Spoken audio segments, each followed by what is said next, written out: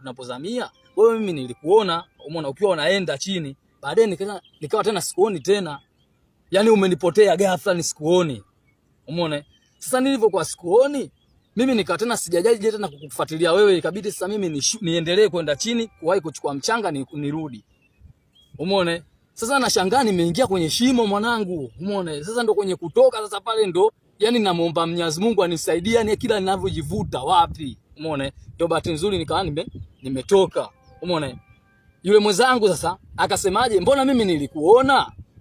Umeona? Sema sasa wewe nilipokuwa nakuona unapitiliza. Yaani ninakuona kabisa unaingia kwenye shimo ninakuona. Sema sasa siwezi kuongea kwenye maji na hata kwenye kukushika mkono wenyewe nilishindwa kwa sababu ulikuwa ni mbali na mimi. Alafu na mimi mwenyewe pumzi ilikuwa tayari ishaanza kukata na pumzi ya kurudi. Ikabidi sasa mimi nirudi. Lakini wewe kipindi hapo unapoingia kwenye shimo mimi nilikuona. Umeona? Nikamwambia wanangu msimalize maneno. Sasa hivi yani ninavyojisikia najisikia vibaya. Nipelekeni nyumbani kwanza.